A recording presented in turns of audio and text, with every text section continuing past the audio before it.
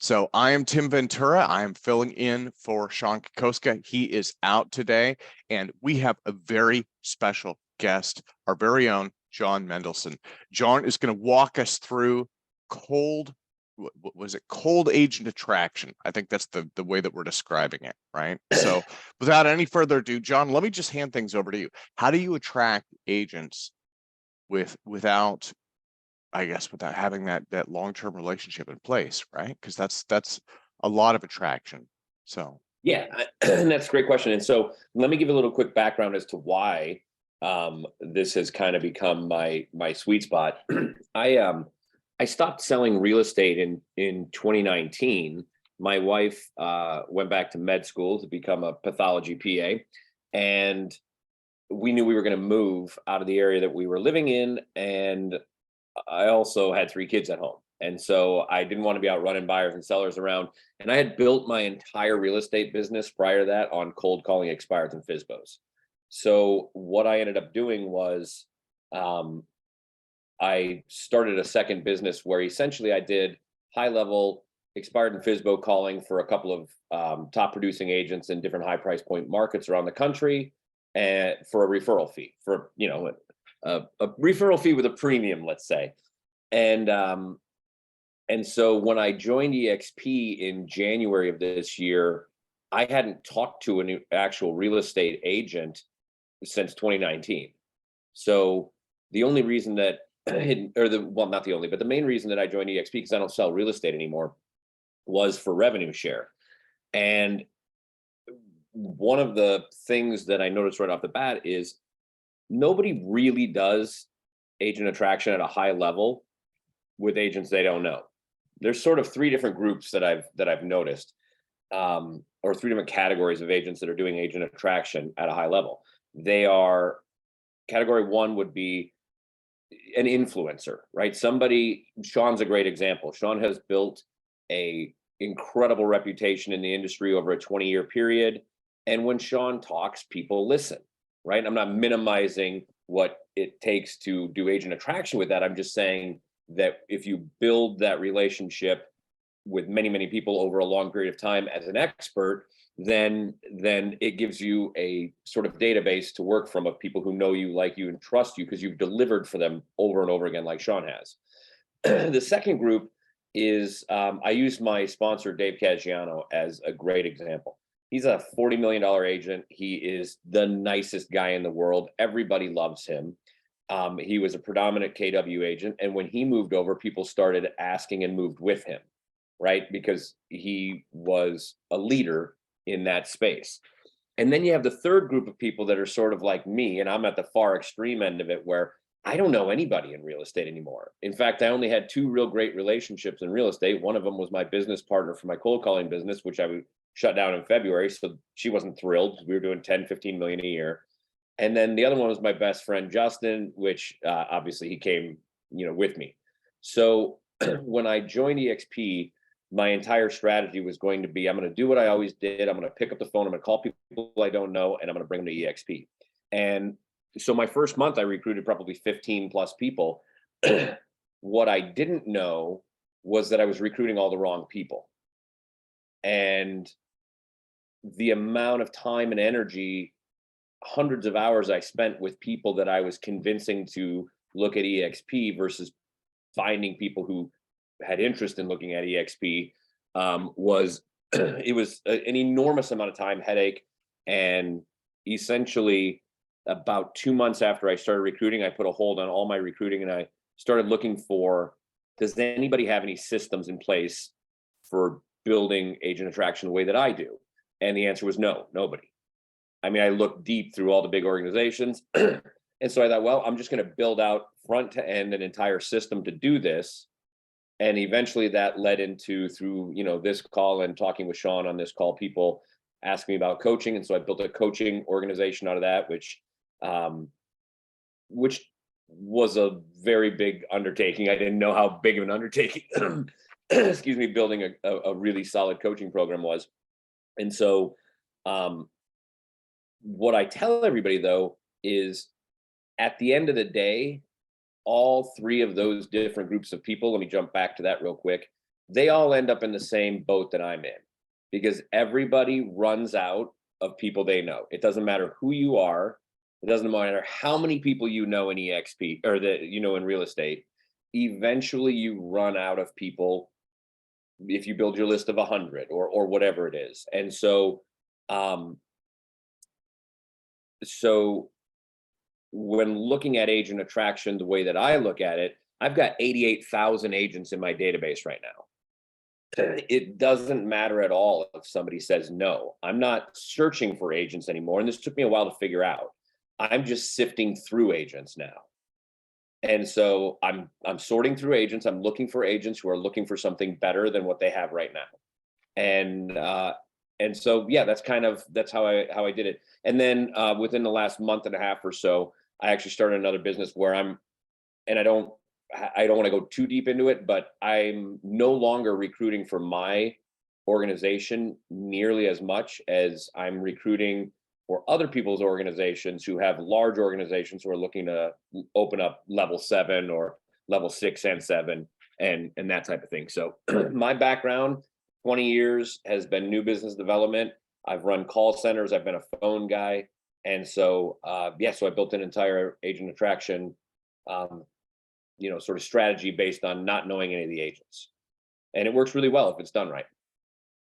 Is that kind of a good overview to get people on, at least to understand where I come from? So when we do a Q&A, people will know. Yeah, no, that don't ask John, me about marketing. Ask Tim about marketing. I don't do any marketing. I always joke that marketing is sort of like fishing and prospecting is like hunting. Now, I don't fish or hunt, but I did grow up in the Midwest, so everybody around me did.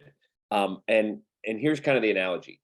If you're fishing, you know what the fish wants to eat, right? You know what you're going after, and you put the right bait on and you throw it in, and then you wait and you hope that a good fish bites what you are, your lure. But hunting or prospecting is specific. You get to sort through whatever the animal may be, and you get to go for what you're actually looking for.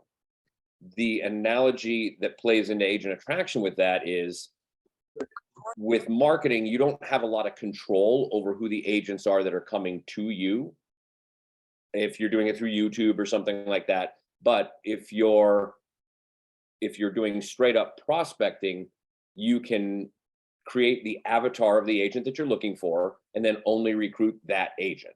Well, John, let me jump in for a moment. So one of the things, this goes back a couple of years, right? I think this is probably 2 years ago, 3 years ago now. So in another role that I was working on, this is before I came on board with Sean. So we had a national broker metrics account. Actually, it was a very special account. Most broker metrics are really limited to one area or another. We had a national account. And because I had worked in coaching and because I was familiar with EXP, one of the things, with the person who was kind of our subject matter expert, I asked him, I said, let me take a look at EXP. Let me see what's going on there. So one of the things that you can see in this particular software setup, right, is you can see when agents move inside of their MLSs, you can see when they change their license holder, when they move from one company or one franchise to another, it will show you that, and you can do metrics on it. So at the time, right, it can, because I want to try and be forthright and honest. I don't know if it's changed. At the time when we looked, there was a flood of agents coming into EXP, predominantly from KW, right? And so there was just this massive flood of agents who were leaving something that they didn't like and coming on board with EXP. What I did notice was the vast majority of those agents didn't have much production. Now, part of that's normal, right? So in real estate, you've got like a bell curve for production. And so, if you guys are not a bell curve, a exponential curve.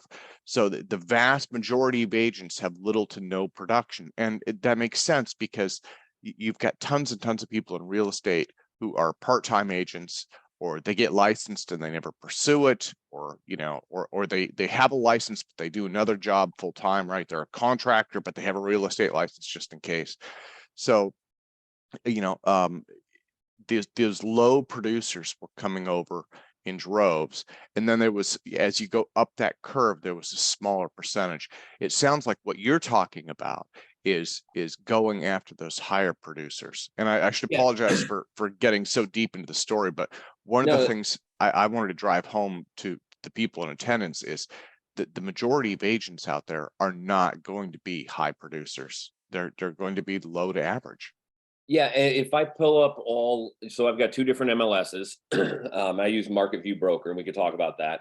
But if I pull up all the agents that are licensed in the two different MLSs, which covers 7 or 8 states, about 30% of them are capping agents. And so what I look for now, so one of the things I coach on is, first and foremost, define the avatar of the agent that you're looking for, because this is a long-term relationship. And you don't want to do what I did when I started and get into business with people you don't want to be in business with.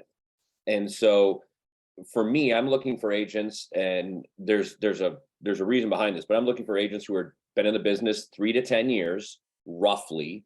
I'm looking for agents that are doing 3 to 10 million in production, roughly. If it's a higher price point area, I'll kick that top price point up a little bit. But I don't ever go after agents who are doing less than 3 million. And the reason for that is twofold. One, I mean, if you can't do 3 million in production, when the market turns, which it has and it's continuing to do, you're not going to be in business. Right. And so the other reason is, I want to get paid my full revenue share on every agent. I learned that very quickly.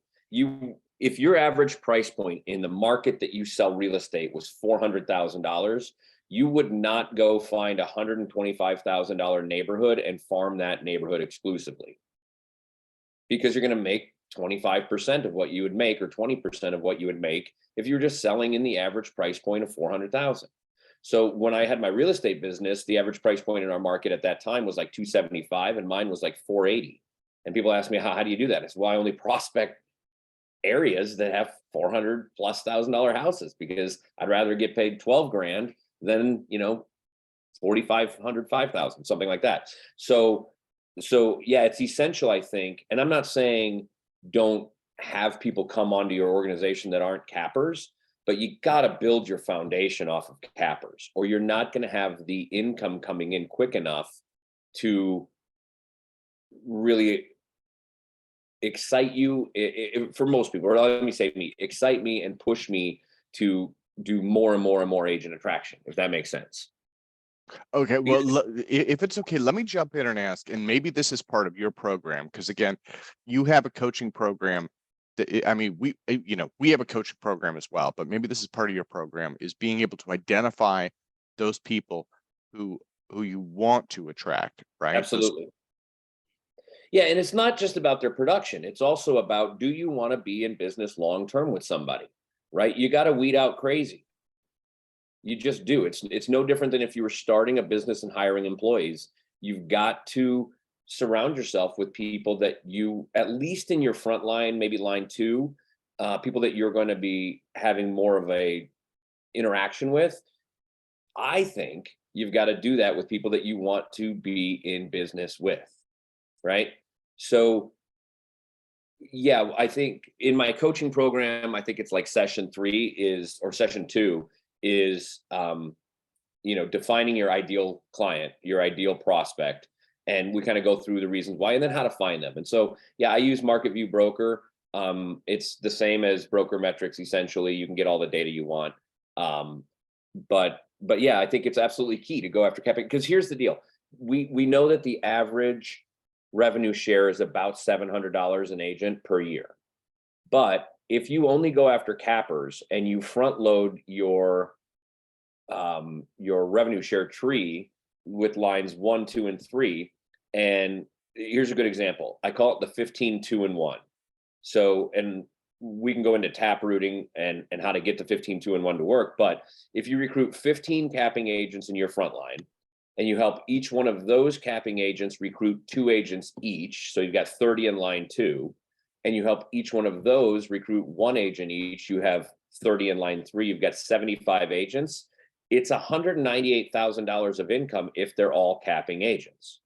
If they're not all capping agents, then it's going to be whatever if you're going to get the average, which is about $700, it's going to be dramatically less.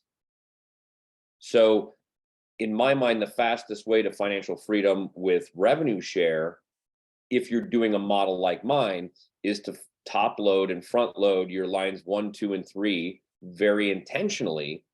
And then you've got the base of the income coming in to allow you to do whatever it is that you want to do. Then push to, taking anybody that you can get into your organization, and your organization will naturally grow with you having less control over it. But if you define who you're looking for on the front end and you make sure they're capping agents, the money's phenomenal. Does that make sense? Yeah. Yeah. I think it makes sense. What you're talking about really is, and again, in past roles, they say that you get what you market for, right? And so in the case of building an organization, what you're talking about is you're talking about looking for the right agents, not just any agent.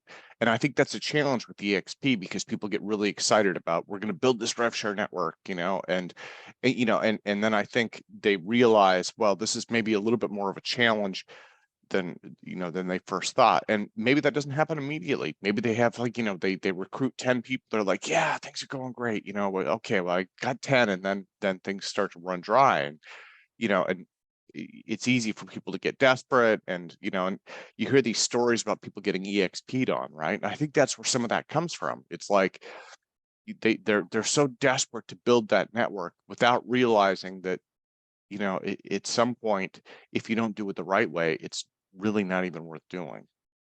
Yeah, and I mean, at the end of the day, if you build it over enough time, it'll work. But the way that I look at it, like, if I didn't have a list of 100, I didn't have a list of 50, I didn't have a list of 10, I had a list of 2. Right? I literally hadn't spoken to a single real estate agent in 3 years. And so for me, I couldn't build a list of 100. But for anybody that did build a list of 100, and I think it's great if you do, it's a really great thing if you can do that. But each one of those 100 becomes very important to you. So you don't want to mess up. I have 88,000 agents in my database. 30% of those are capping agents. I don't care if somebody says no. I used to, when I first started this, I was very focused on my conversion rates and all that sort of stuff. I still track all my conversion rates and whatnot, but my conversion rates don't matter anymore, because I'm not searching for agents now. I'm sorting through agents. And if somebody says no and wants to get off the phone and not set an appointment, that's absolutely fantastic.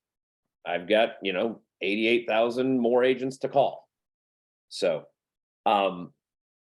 and then obviously having the right scripting, the right dialogue, the right appointment process. I have a 3-step appointment process that I use, and I coach on all this stuff, but I'm more than happy to answer any questions on any of it from the group as we go.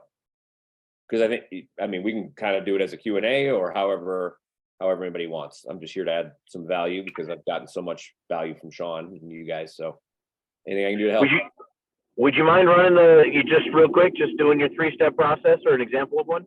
So my appointment process looks like this. I set a 20-minute, so I don't consider the first call as part of the appointment process so much, right? Kind of.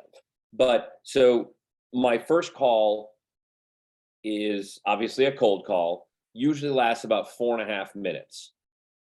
My second call is not to set an hour-long or 45-minute appointment to show them the Brent Go video. And the reason is this. If I call up Nancy Lewis, who happens to be in the middle of the screen, so I'm calling you out, Nancy, because you're like directly in the center. If I call up Nancy, and I've never met Nancy before, in 4 minutes, I am not going to earn enough credibility with Nancy to get 45 minutes of her time. But I can get 15 to 20 minutes if my script is good enough and I can connect at some small level on the phone. So it goes cold call, then it goes 15 to 20 minute appointment where I'm going to give them a brief overview of EXP. I'll probably do a brokerage comparison between what they do, what they're getting at their current brokerage, and just give them an overview. And also I use this call to weed out people that I don't want to spend an hour with. Then I will do a longer appointment on appointment number 2 with the Brent Gove video or whatever the particular video you like. Brent Gove's got, obviously everybody knows the Brent Gove video, but it's about 45 minutes. So you got to be able to, get people to set that much time apart. Allison Gaddy, who I don't know at all, has another video that I found on YouTube that's phenomenal. It's just equally as good as the Brent Gove video, but it's about 17 minutes. So I've been using that one, and she does a great job on it. So that's the second appointment, right? So first appointment is 20 minutes. It is a pre-qualification appointment. I want to weed out crazy. I want to weed out people that aren't interested, and I want to give them a little bit. I'm going to wet their beak on EXP. If they've got enough interest, I always say an appointment is not an appointment unless you set the next appointment. So at that appointment, I'm going to set appointment number 2, which is going to be the Brent Gove or Allison Gaddy or whatever. Somebody wrote in the chat, the last name is Gaddy. Gaddy. And again, I don't know her. The video's on YouTube, so I'm assuming people can use it. Oh, yeah. If I could jump in really quick, Jennifer just mentioned that Tina Call also has an excellent 17-minute video. So Tina is on our list of people who's going to be coming up on this webinar. I believe Sean Sturrock is going to be speaking next week, and we have, and this comes out of Sean's network, right? But we have so many amazing contacts. And so one of the things, this is our commitment to everyone, all 77 people in today's meeting. Our commitment to you is every week we're going to bring you like a power player. John is definitely a power player, and it's because of the innovation that he's put into this, as well as the methodology that he's putting into it. So John, thank you for speaking for us today. And I just want everyone to know here, Mr. Kokoska will be in charge, so it will be a little bit more educational in the future. But when he comes back, we're just going to have just an A-list of influencers, and John, you were definitely one of those. So well, I appreciate that. I appreciate that. So, let me jump back to the appointment process so I get it all through, right? So it is a cold call to start. So then appointment number 1 is a 20-minute appointment. I'm going to show them a little bit about EXP, wet their beak, ask them a couple of questions. I'm not EXPing on them. I'm not going deep into it at all. At the end of that appointment, I'm going to set the next appointment that is going to be the 45-minute-ish appointment. I'm going to do either the Brent Gove or the Allison Gaddy, one of the really good videos out there. And then at that appointment, the next appointment is going to be a 3-way call with somebody in my upline. We know that it takes on average, at least is what I've been told, 4 to 6 exposures of EXP by the right person to bring somebody over. So we knock out 3 of them right there. And if you go through that process of the 20-minute, again, a lot of those you're going to be weeding out people you don't want, to the 45-minute appointment, then to the 3-way call, you'll be in great shape. Somebody just asked, what is the script for my cold call? Tim, am I supposed to be going through the questions on here, or are you looking at that? Yeah, I am looking at them. If you want to go through, if you want to describe, and maybe it doesn't have to be exact, but I mean, it's fine. Let's go. I'm going to pick somebody to role play with me. Cricket, do you want to be the agent I'm calling? Sure. Okay, cool. So first off, I would tell everybody, when you're doing cold calling for agent attraction, agents are nice. This isn't like doing expires and FSBOs where they've been called 700 times and they're super angry. Nothing like that. It's 1,000 times easier. So I always tell people, when you're practicing your role play, the goal of the person that you're role playing with is not to stump you. It's just to act like a normal agent. Okay. So, and Cricket and I have talked many, many times. She's been through my coaching. So I know that she already gets that. So, all right. I'm using your script, and I'm getting appointments. Excellent. I'm glad to hear that. It's it's a solid script for sure. So the script goes like this: ring, ring. Hello. Cricket? Yes, it is. Hey, John Mendelsohn. And then I'm going to just use ABC Realty Group in this, because I have to say who I'm a part of. But hey, it's John Mendelsohn with the ABC Realty Group over at EXP. How are you? I'm doing fine. Awesome. Hey, first off, don't rack your brain or sort of go through the mental Rolodex. I don't believe the two of us have actually met. Reason for my call, though, if you got a moment. Actually, let me back up a step. Are you familiar with the ABC Realty Group? No, I haven't. No worries at all. So we're a $40 million team. We were with KW for 14, 15 years, ownership in the office, profit share, the whole 9 yards. Anyways, made a huge move last year, partnered with EXP, and everything is exploding. So I'm just reaching out to a few people who are doing awesome in spite of the insanity that we've been dealing with in the market for the last 12 months and honestly what we're looking at for the next 12. And just kind of flat out asking, have you had a chance to really sit down, look at the EXP model specifically as it pertains to your business, your current production, and where you want to see your business go? Because I got to tell you, Cricket, the finances, game-changingly different. No, I'm really happy where I am.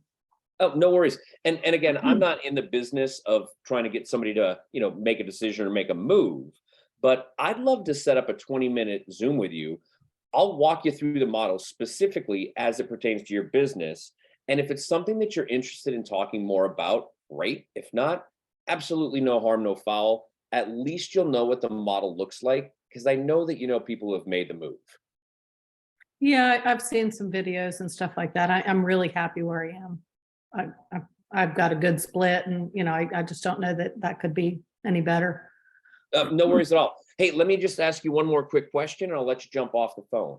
If I could show you how to put an extra 30 to 50 grand net in your pocket in the next 12 months without changing anything that you're doing at all, would that be worth 20 minutes of your time? Maybe. All right, well, let's do this. What's the least hectic day in your schedule where I'm going to interrupt you the least? Tuesday. Tuesday mornings, afternoons, evening work best for you? Probably afternoon. Afternoon. I've got a 1:30 open. Why don't we do this? I will set up a 20-minute call for us, 1:30 on Tuesday. Like I said, I'm not going to try to convince you to do something one way or another. I can guarantee you, though, that this will not be a waste of your time. It sounds good. All right, fair enough. So that's essentially the script. Now, what I will tell you is 30 to 40% are not going to give you any objections at all if you use the script exactly like that. The ones that do give you the objection, you're going to have, if you do, the only objection handler I ever use is what I said there. Let me break it back.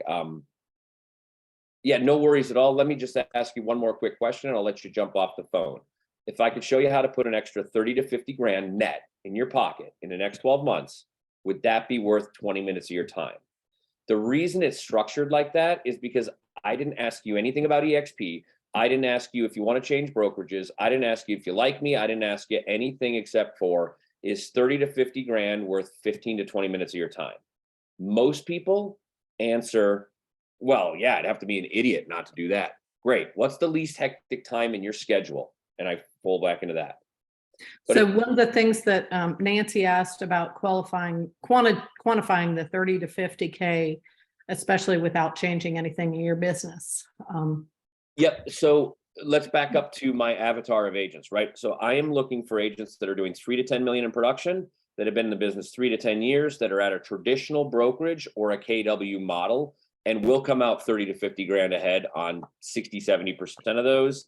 If I don't come out 30 to 50 grand ahead, I'm going to come out at least 15 grand ahead with EXP. And then I'm going to show them if I help them bring in 5 people and each one of those people can bring in 1 person, that's going to put me above an extra 30 grand. Because if they're all cappers, 5 in your front line, 5 in line 2 is going to add up to about 30 grand. And John, if I could jump in really quick. So one of the things that I noticed you did in your script, and I want to highlight this for everybody, and everybody in real estate, you guys know this is just a reminder, but you suggested an appointment time. And this is one of the things that I found. I do a lot of scheduling. It's tempting to leave it up to the person. The problem is if you say, are you available? they get muddled, right? They start thinking about all the different stuff in their day, and they're like, well, yeah, maybe, but it's not focused, right? And so what I found is I always suggest an appointment time. I'm like, in my case, I will suggest 1, maybe 2 times, and I'll say, do these work? And then they'll either say yes or no, So, and I think it's good to suggest times. The reason that I do it the way I do, is I don't ask a question ever that I don't know the answer to before I ask it. Right? It's lawyering 101, right? Never ask a question that you don't know the answer to. If you look through the script, there's only 2 questions asked. One of them is in the beginning. Are you familiar with the whatever your team is? And they're going to say no. I already know 80% of them are going to say no. Great. I know that answer already. I know where I'm going. The second question that I ask is, have you had a chance to really sit down, look at the EXP model specifically as it pertains to your current product? So I add a bunch of stuff in between there. Don't give them the chance to answer until I get specifically as it pertains to your business, your current production, and where you want to see your business go. And I don't let them answer there either. I wait, or I make them wait to hear me say, because the finances, game-changingly different. So I've done a couple things in there. I've asked them a question that I know they've not sat down, looked at the EXP model specifically as it pertains to their business. They're going to answer the question the way you asked the question. That's just human nature. If I asked you, how are you doing today? You're not going to say no. That's just awkward, right? So they're going to answer the question, even if I have so many people that'll say, well, I've seen the model. And then I'll just repeat, have you seen it specifically as it pertains to your business, your current production, and where you want to see your business go? Because I got to tell you, finances, game-changingly different. So most of the time, you're going to get one of 2 answers. You're going to get, I love my broker, I'm never leave, blah, blah, blah, blah, blah, blah, blah, blah, blah. Great, I have 87,999 more people I can call. I'm not worried. I'll throw the objection handler in there. It's the only one I use. I use it for every single objection. I don't care if, you are never going to sell another piece of real estate or your dad's your broker. I'm still going to ask you the same objection handler because I want to keep it simple. With the objection handler and the, scripting the way it is, you should get 40+% setting an appointment with you. So, but yeah, that's basically the script right there. And again, it's designed. So I've written scripts for 20 years. I've run big call centers. I've run big national sales teams. The script is designed in a way that you don't have to think about it. You memorize the script one time. It flows naturally. There's intentional errors built into the script to make it sound less scripting.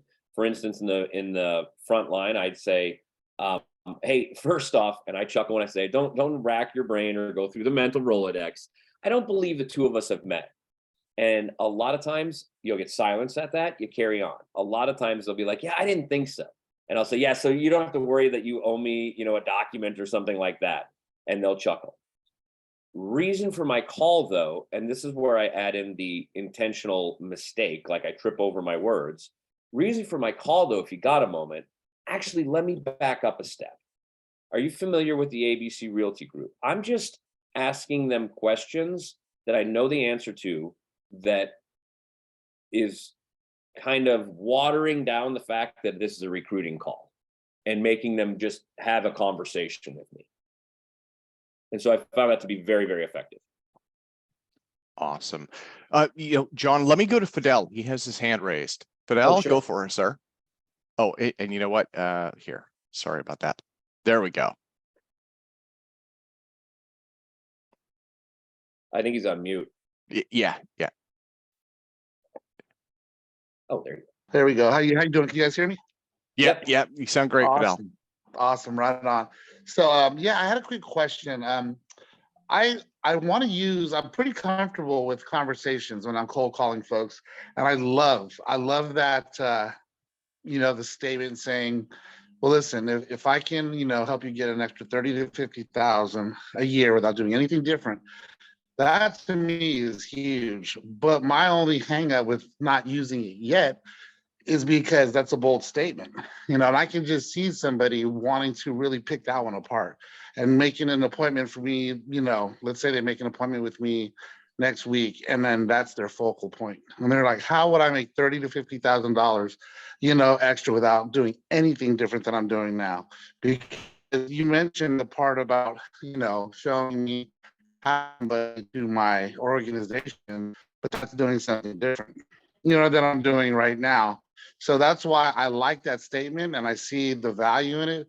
But I'm just struggling with, if I get somebody very particular wanting to say, okay, show me exactly how I'm going to make 30 to 50K without doing anything different.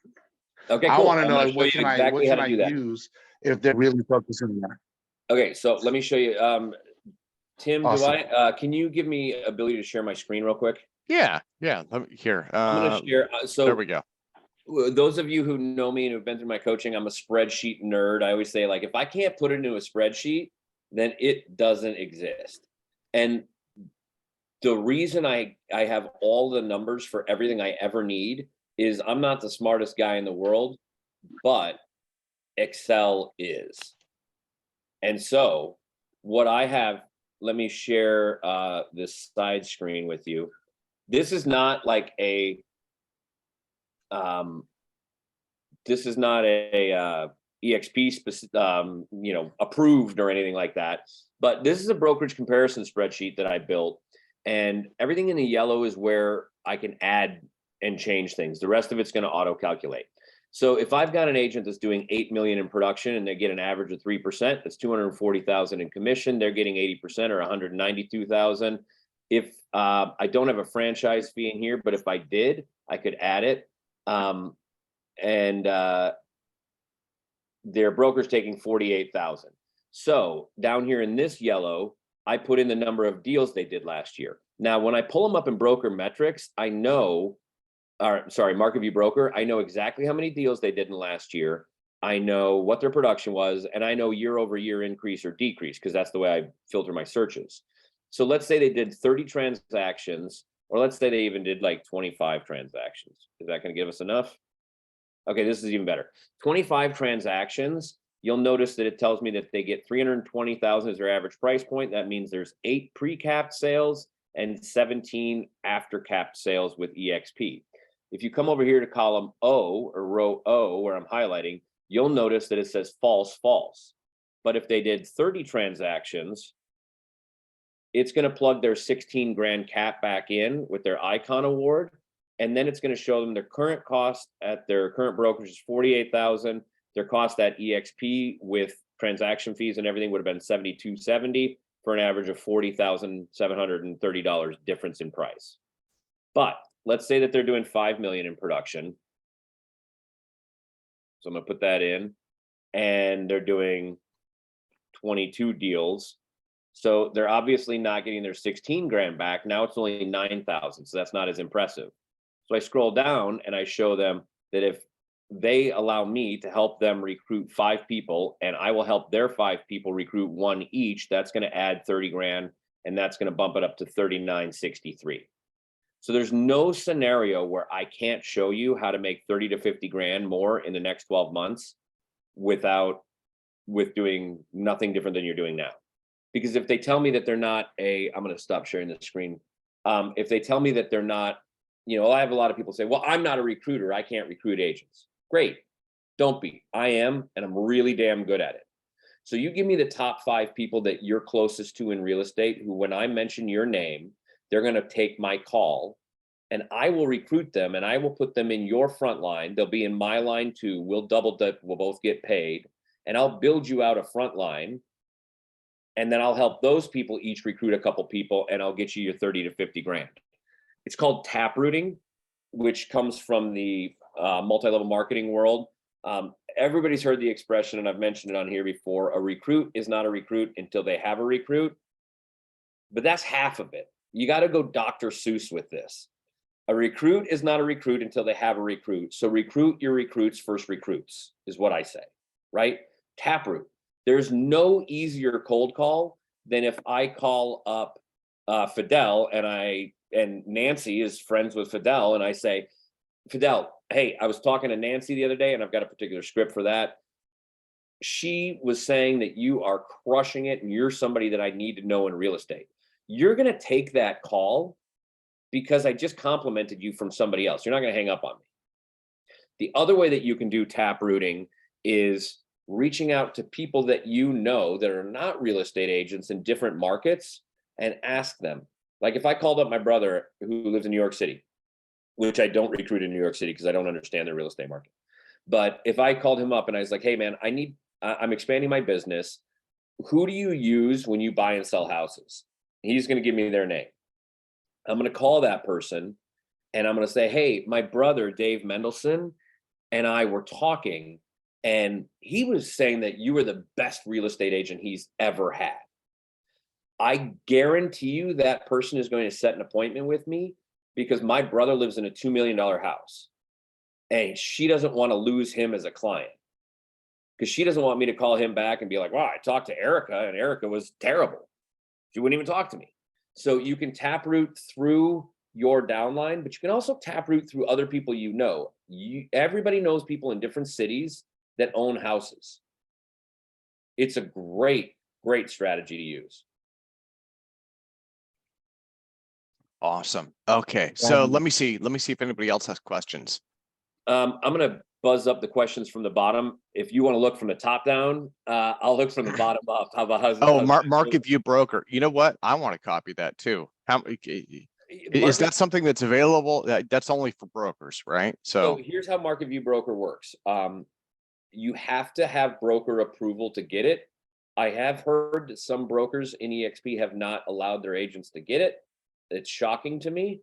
But as long as you're a member of the MLS and your broker approves it, you can get Market View Broker. And then Market View Broker, once you have, I mean, you can get most of the information out of the MLS, but it's onesie twosies. I can download 2,500 people and upload them back into my CRM Grow in a matter of 3 minutes. And I have all the information. And the information that I search out, I want to know the production of last year, their number of units of last year. I want to know their production of this year, the amount of units of this year. And the way that I have it set up, it gives me a percentage increase, percentage decrease. So I have something to talk to them a little bit more about. But without Market View Broker or Broker Metrics, which is about 3 times more expensive from what I can tell, the same stuff, it's a slow process. So Market View Broker, I think, is about $160 a month, and then it's $50. I believe it's $50 to add on a second MLS. Amber says, John, my broker has not approved it for me. She said she doesn't know what it is. Then I would reach out to a different broker in your market. There's your managing broker. I would go into the broker room of EXP and I would have that conversation. Yeah. So John, let me jump in real quick. I want to make sure everybody, just as a reminder, we are diligently working on rebuilding the iconcoaching.com website. We have a ton of information on there about our programs, right? The attraction and action, as well as all of our other coaching programs. Take a look at iconcoaching.com. Go there, visit it, check it out, inquire, schedule a call with Paul Hallam. There's a book a call button on the website. You can use that and book a call. Paul will help you work through one of your most challenging problems. He will help you come up with a business plan for the next year. He's been in the coaching industry forever and worked with pretty much every agent challenge, known to the human race, right? So Paul is absolutely the person. Just go to iconcoaching.com. Click book a call, and that will get you there. Also, John, we should tell them about RevShare Builder. We should tell them about your site. Yeah. So I have a coaching program. I'm constantly adding more stuff into it.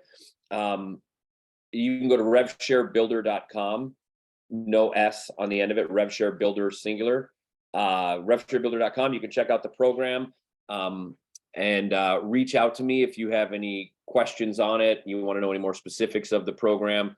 I think I've run it. I'm going on to my 3rd month of running it. I think we've had about 40 some people through it, getting really good responses from it. And we walk you through every step of the process that I use for cold attraction. I'm sorry, I'm trying to watch the screen for questions as I answer that. But yeah, check it out. Also though, guys, there's no better coach in the country than Sean. So I coach on something a little bit different. Like mine's more specific to cold agent attraction, but that's not to take away from Sean's attraction and action. There's a ton of great content and stuff in there too, for sure. Yeah, yeah. Well, yeah, no, you know, and I work for Sean, right? I'm biased. I know but you do. you know, I worked for another coaching company for close to a decade before I came on board with Sean. So the thing that got me was, I actually saw Sean at a conference. You know, I'd heard his name. I was vaguely aware of who he was. I knew that he was kind of a, you know, a big dog in the industry, so to speak. And I went to a conference where he started talking about how to build a team. And he laid out a roadmap for it that was just so compelling and amazing. It was this, he basically did a 2-hour presentation and he ran through, here's how to put together a team. And, you know, here's who to hire, how to hire them, how to compensate them, when to add them, you know, what they're going to be doing, how to structure the interactions, and how all of this stuff works with, you know, your various tools and equipment. And it just blew me away. I mean, so, you know, when the opportunity came up to work for him, work with him, I jumped at it. I was like, this is the guy, you know? So in my opinion, Sean is, you know, for anyone who is looking at growing their own real estate team, or, you know, or growing their agent network as well. I mean, Sean is the man. And, you know, that, and he is absolutely one of the most wonderful human beings in this world. Also, I want to put that out there for anyone who's questioning that. You know, I think in our industry, and this is just a personal thought, maybe I shouldn't say this out loud, but in our industry, there's always this false front, right? And part of that is because it's a sales profession. And so we always want to put that, you know, that best view out there, that, you know, all that kind of stuff. That's not Sean. Sean is the way that he presents himself as being kind, gentle, gracious. You know, I mean, he's incredibly knowledgeable. People who are in far lower roles and positions in this world than him have enormous egos. In his case, he is the real deal. That's the way he always is. You know, there's no when the camera is running, when the camera isn't running. That's Sean. Sean is always kind, gentle, gracious. He helps lift people up. He sees the best in people. And I think that's one of the reasons that he gets the results that he does. Yeah, I would definitely second all of what you said. Sean and I have become good friends through this. You know, we met on this, I don't know, a few months ago. I stumbled onto this mastermind, and he's been super helpful. So, hey, there's a couple other questions. Yeah. Well, let's go to Sally. Let's go to Sally. I'm assuming that Sally is your wife's computer, because you don't look so much like a Sally, but yeah, no, Sally and I are both here. Okay, good. What's your question? We talked to Market View Broker, and they told us that it would only apply for our MLS system. Yes. Oh, so you can't get it for an MLS that you're not a part of, or your broker is not a part of. I may have some ideas and suggestions offline and off recording. So reach out to me. I've got some ideas on what you might be able to do for that. You know, that maybe that's a blessing in disguise, though, right? And the reason I say that is, you know, when you look at recruiting, you really want to have, you know, the more common bonds you have in with people, the better your chances are, right? I would say I would agree with that statement 1,000%. What I would say is, it doesn't matter what market you're recruiting in, because there's also the flip side of that is, you go 50 miles away from your house and you get to be an expert in any field that you want to say you're an expert in. Now, I'm not saying you should lie, but I'm saying that, for instance, right now, I don't even live in the market that I used to sell real estate in. And that's where I started a lot of my recruiting, but I'm recruiting now in markets that I've never even been to. So with the way that I recruit and the way that I teach to recruit, you don't need to have a relationship with these people. You've got EXP. And again, if you're not searching for agents and you're sorting through agents, you're going to have excellent results. It just becomes time on task over time, right? The amount of time you're going to spend on the task of recruiting over a period of time. And there's a no lose equation here if you just do the work. I always tell everybody, if you were to recruit for 2 hours a day, 12 months from now, you'd never have to work again. If I told you that I have a job for you, Tim, and it's not going to be fun, and I'm not going to pay you on month 1 through 3, and then month 4, I'll maybe pay you a little bit. By month 12, though, I'm going to pay you 15 grand a month for the rest of your life. By the way, you're going to be digging ditches. You would be at Lowe's picking up a shovel by the end of this phone call if you knew that you had to shovel for 12 months and then you never had to work again. This is way easier than digging ditches, people. This is making phone calls and having conversations. So, hey, Jack, you have your hand up. I got a quick question regarding emailing people for Tim and John. Like you mentioned, you have 88,000 agents, and I know Tim, I got your email, obviously. What software do you guys use? Because I know a lot of the software there has like maximum amount of email that you can send out. I don't do any emailing at all. I don't do any videos. I don't do any emailing. I don't do any marketing. But again, I've been a cold caller for 20 years. I will tell you that this is really not cold calling like anybody is used to. So anybody who's afraid of cold calling, this is not that. Agents are fairly nice on the phone, even the ones who are short and snappy. It's way, way easier. These are professionals. Remember, you're looking for people who are doing good business. So these are professionals. They're going to be respectful on the phone with you. So first thing I would say is don't worry about, like, everybody seems to have call reluctance. This is just reaching out, touching base with people to see if they're interested in seeing something. And if they're not, you move on to the next one, right? So I only do phone. All of my businesses since I graduated graduate school have been really essentially done on the phone. So I don't do any emailing out. I don't do any spam emailing. I don't like emails. I don't like spams. I don't do any voiceless messages. I don't do any of that nonsense. All I do is make phone calls.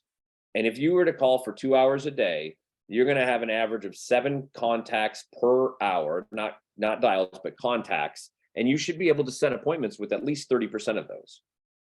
So then it just becomes a math game. Are you willing to make 2 hours of dialing or an hour of dialing, depending on what your time frame is?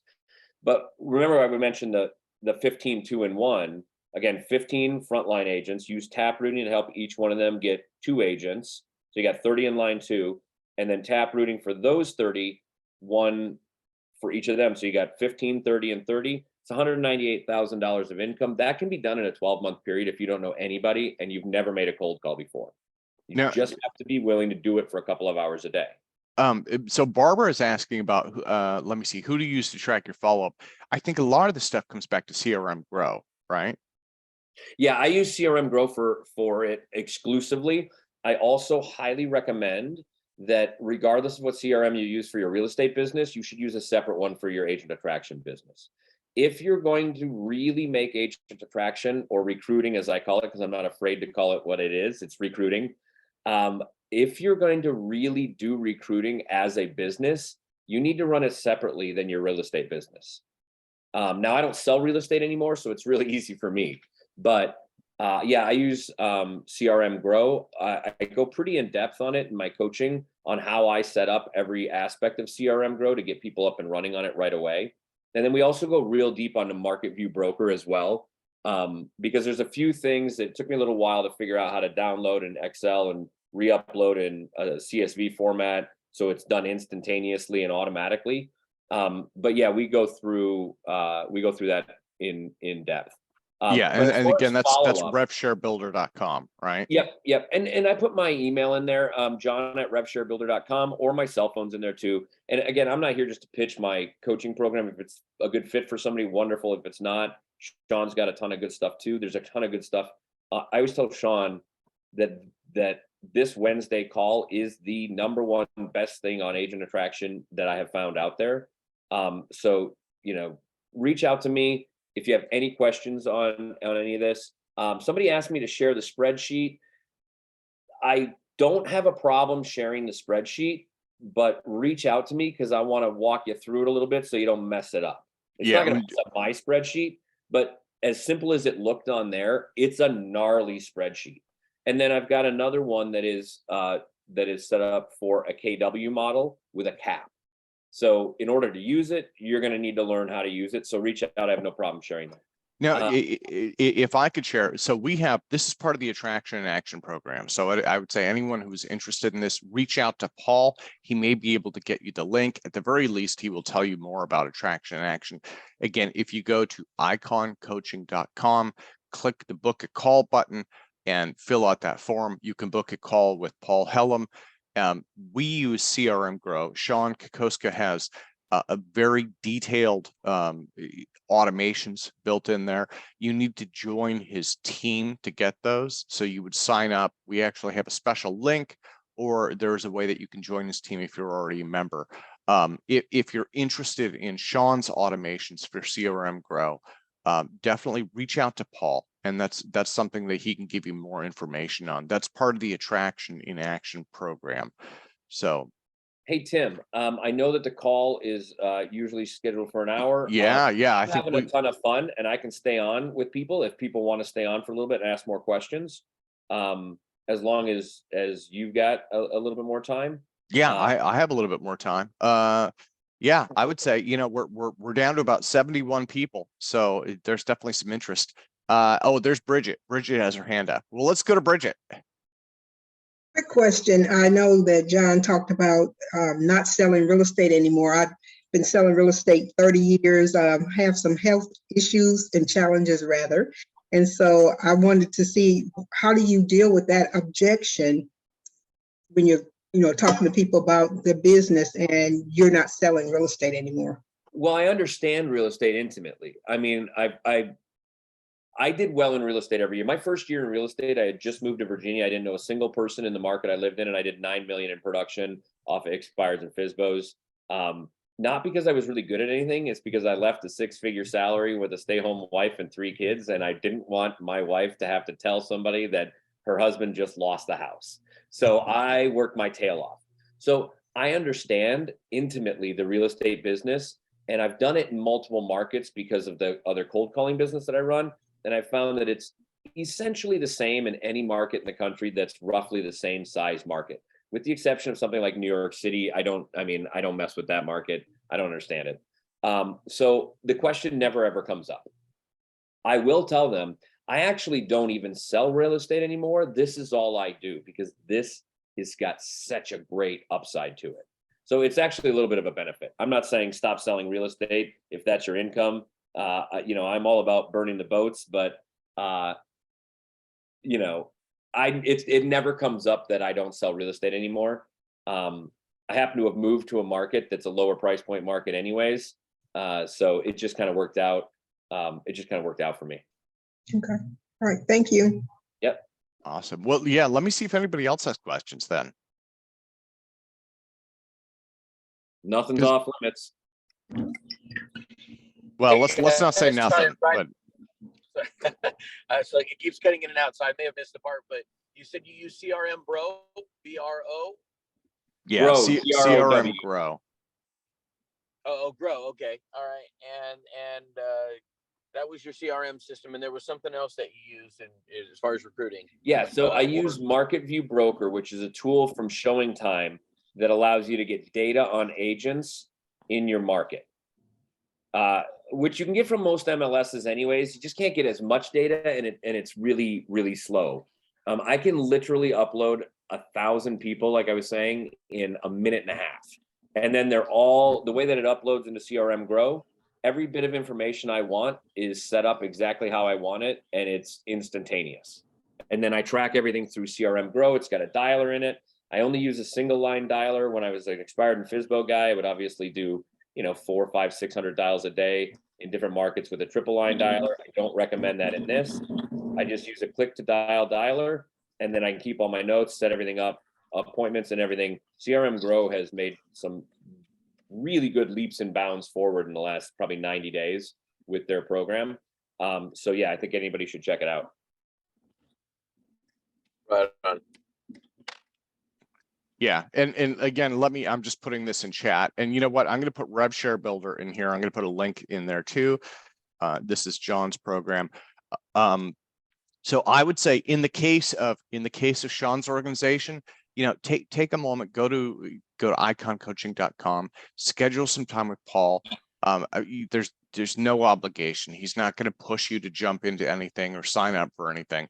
What he's going to do is consultative, basically, and walk you through, here's what we have, here's how it can help, here are other people that can help, and he can answer some of your questions as well. So there's really no downside at all. We'd love to hear from you. And Paul is, again, he has the experience to be able to help, and he knows Sean's programs back to back. So iconcoaching.com, and just click book a call, or that link in there will take you right in there. And again, revsharebuilder.com, that's John's program, right? For anybody who wants to sign up for that or learn more about it. So Tim, we got one hand up, and then I want to answer another. I'm going to answer. Okay. Yeah, let me go to Barton. Mr. Smith. Hey there. Good morning, everybody. Tim, thanks so much. And John Mendelsohn, thank you so much for your gifts and your shares, man. I really appreciate it. No worries. Thank you, man.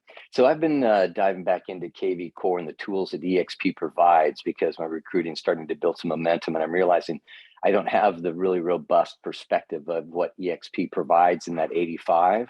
Been with EXP for 4 years, and it's just grown tremendously, the tools that are available.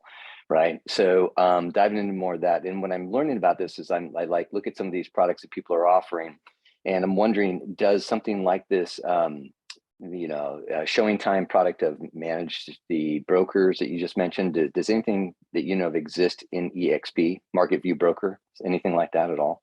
No, there's only a couple of, there's like 2 or 3 main companies that have this data. Again, Market View Broker through Showing Time is one of them. There's also Broker Metrics.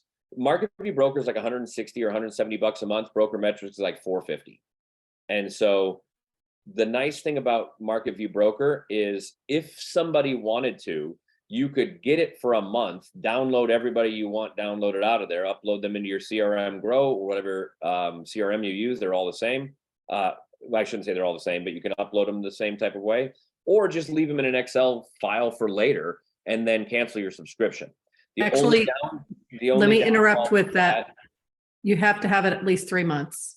Oh, do you really? The current Market View Broker, you have to have it at least 3 months. Oh, I didn't know that. Okay. Well, so you could do it after 3 months. He got savvy to you. Yeah, maybe. Well, here's what I would tell you. $179 a month for Market View Broker. Okay, so you keep it for 3 months. So, it's less than 300 bucks for 3 months. The data that is in there is so shockingly good. Like it has the cell phone number, email address, production of each agent that you want to talk to. I search out by brokerages and then by agents. So everybody in my CRM Grow that is tagged with, so I can filter through them. It's by KW in this particular market with this, particular specifications of 3 to 10 million, that type of thing.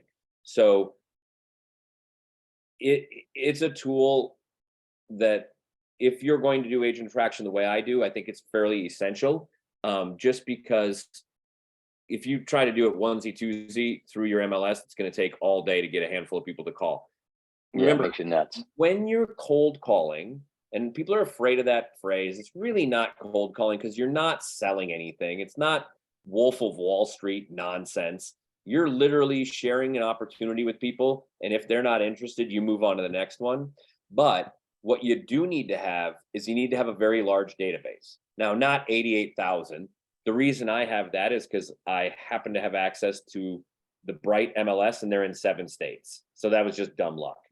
But if you've got 10,000 agents in your market, 3,000 of them will be cappers in any market.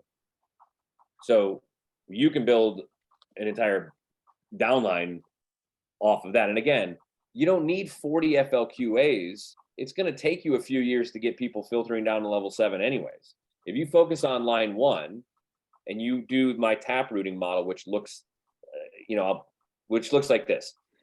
Again, it's 15, 2, and 1. So as far as what I recommend for time on task, agents 1 through 5 in your front line should be 100% of your recruiting effort. Once you get to 5 FLQAs that are cappers, take 25% of your effort and start tap routing to build out line 2. So you got 75% of your effort still on line 1. Once you get to 10 FLQAs and you've got lines 1, 2, and 3 opened up, then take the another 25. So now you got 50% going to your front line, 50% going to tap routing. And then when you hit 15, drop another 25% down, right? Because now you're going to have more people to tap route for. So you now have 15 FLQAs who are cappers in your front line. 25% of your effort is going to continue to go to frontline recruitment. 75% of your effort is going to go to tap routing, and you can keep that going forever. And you'll build the most profitable downline of anybody in EXP if you do that. Because lines 1, 2, and 3 averaged out is $2,667 per agent. Then it drops down because level 4 drops down to 2,000 or 1,000 or whatever it drops down to. I don't pay attention to anything with down past level 3 because the big money making areas are levels 1, 2, 3, and 7. Again, I believe there's only 38 or 40 people in the entire company who have 40 FLQAs, which is shocking when you think about it. So stacking again, this is a business. So stacking your recruitment to where the money is made just makes logical business sense. And if you get a big enough database, then it's, like I said, I don't care if somebody tells me no, or if they're like, I've heard EXP is a pyramid scheme, I hate it. If they have an attitude with me, I'm not even going to go over handling an objection with them because I don't want to be in business with people who have attitudes. So I'm just going to move on to the next one. I'm not searching, I'm sorting. Yeah, well, and really you want to find people who are hungry for opportunities, right? And, if they're tired, if they're complaining, then they're probably not in the space to be motivated. You want to find people who are motivated for opportunities. That's good for you. It's good for the company. It's good for everyone. Barbara just asked a great question. And she said, but wouldn't you still tap route for your first capper? I did when I started. And I would not do that again because you don't know how long it's going to take you to get to 5. And you're working now on something that is not going to pay you until you get to 5. So I don't recommend that you do tap routing before you open up level 2, because you're going to get super depressed and you're like, man, I'm putting all this work in and I'm only making $300 a month. Well, that's because you didn't open up level 2 yet. So if you got all cappers, I'm not saying you can't, but I would have the conversation with people. As soon as I get my 5th frontline, then I'm going to be doing recruiting for you. You can get 5 frontline agents in a matter of 2 months. Not that difficult. If you just do the scripting that I use or whatever scripting you have found that you like better, get a process in place and get the people to contact. Okay, sorry about that. I think there was some background noise there. So Doreen had asked, are we gonna make a copy of this available? We are. That is going to be on our YouTube channel. Again, you can access this through the Icon Coaching website. I'm going to try and push everybody there to talk to Paul, but you can also go directly to our YouTube channel, and we have been putting up all of these. I'll do a little bit of cleanup on that channel, but you can see it's all there. So. Well, I think that's all the questions we got. Yeah. John, let me thank you so much. Day before Thanksgiving, I hope everybody here is just kind of a reminder, right, to everybody to, spread some cheer, time with family, time with people that you care about, reach out to. Thanksgiving is also in real estate, right? This is also a good time to reach out to potential clients, past clients, and just spread warmth. Wish people a good, nice holiday, Awesome. Hey, Tim, let me add one more thing. If anybody on here wants to get in touch with me, even if it's not about coaching, like for anybody that does anything within this is Sean's world, I'm more than happy to help with anything because both you, Tim, and Sean have been so helpful to me. So I put my email in there and my cell phone number. Again, it's john@revsharebuilder.com. And then my cell phone number, reach out to me however you want. Worst case scenario, go to the EXP website if you forget all that. And, you can search agents and reach out to me. I'm more than happy to help anybody with anything they need. So. Fantastic. John, one last question. Sure. Where are you located? Because I can see snow behind you. Everybody says they can see snow behind me. That's actually it's concrete. It's actually it my, concrete? Is that right? That's Yeah, it's I thought it was actually- snow also. Okay. so with the everybody camera- says that. No, I'm actually located in Missouri now. I had my real estate business in Virginia, but my wife graduated from the med school program during the heart of COVID, and she's a surgical PA, which they weren't doing surgeries. So all of a sudden there were no jobs. And so found this job here, nice little city. So yeah, there's no snow, but Yeah. I get that at least once a week on Zooms. Like, man, you guys got a lot of snow. Like, nah, it's just maybe I need a better camera. No, no worries. Right on. Appreciate that. Oh, yeah. Let me ask everybody to please subscribe to our YouTube channel too. If you end up going there, that's something that we've kind of neglected, and that's just because we post most of our videos on Wistia, and then we provide links. But you know what? I'm building out the YouTube channel. That's a great place. We're updating that with all of these. So Yeah, can you put the URL for the YouTube in the chat, please? Oh, you know what? I am sorry about that. I have been, but I've been direct messaging it to Doreen because she'd asked about that. There we go. Okay, and let me copy that. Okay, Thank you. and now that's everyone can get that. Icon Coaching on YouTube, and if you have the opportunity, please subscribe. I had a quick Okay. question. Mhm. My question is has anybody found the best time to do the calling to these agents? Yes. Yes. Okay. Absolutely. What is that time? The best time is the time that you will pick up the phone and stay on the phone for at least an hour.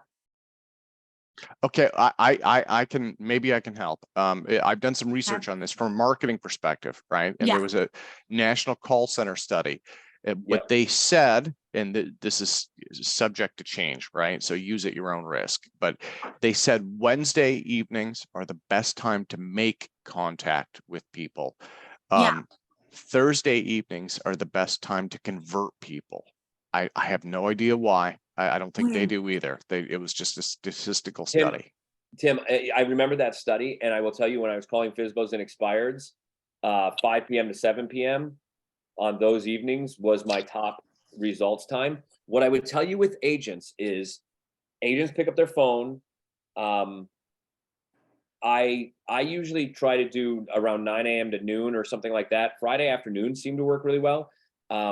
I have recruited agents in the evening. If you're going to recruit an agent in the evening, then the first thing you do is you want to say, hey, sorry to call you in the evening, but I know real estate agents that are crushing it at your level are with clients all day, and I didn't want to interrupt you.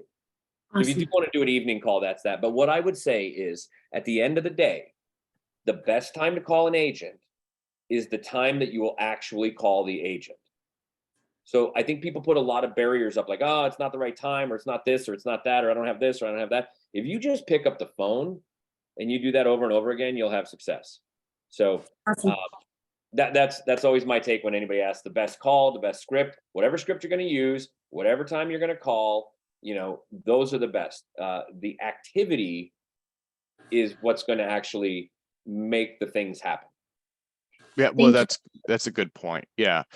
I think she was asking more in terms of time blocking, but yeah, you definitely don't want to put up barriers to actually just doing it, right? Because even if it goes to message, it's I was asking really what the time period you thought was the best to connect with people, because people are generally busy. Obviously, whenever you call, hopefully you want to put yourself in the best position to get that person opened up or discuss, the information with them. So I was seeing if there was a better time in which you found people are more willing to do that. Not really. I've had surprisingly good results on Friday afternoons. But usually what I say is, I'm not worried about when it's convenient for them. I'm worried about when I'm going to do it. And I have found that if I don't do my calling in the morning, other things get in the way, and then I don't have as much call time. But if I block it out in the morning and it's a non-negotiable, then 9 a.m. to 11 a.m. or 9 a.m. to noon or whatever it's going to be, that is what works best for me. I think that there are so many different agents doing so many different things that there's probably not a good, you could get a statistical number if you took a large enough data sample. But what I would say is, it's like to eat the frog first. If you don't want to make your dials, make sure you get your dials done the first thing in the morning so you're not dreading it all day. Are you leaving messages for the people that you're calling? Absolutely not. I don't ever leave any messages. I've gotten callbacks from messages throughout the years of cold calling, but what I've realized is the amount of time I get a call back versus the amount of time it takes me to leave a message with 50 people, I'm going to spend less time dialing and get lower response. So I do get people that will text me, hey, I missed your call or something like that. I let the phone ring 4 to 5 times, and then I move on. I do not leave messages at all. Wonderful. Thank you. Okay, well, maybe we should close things down for today then. I think we're doing well. Thank you everyone for joining us again. RevShareBuilder.com, iconcoaching.com. And we do this call every Wednesday. Please invite some friends, invite anyone who's in EXP who could help benefit from this call. So, hey, Tim, I just wanted to thank you for letting me jump on here. And oh yeah, well, thank you for joining us, John.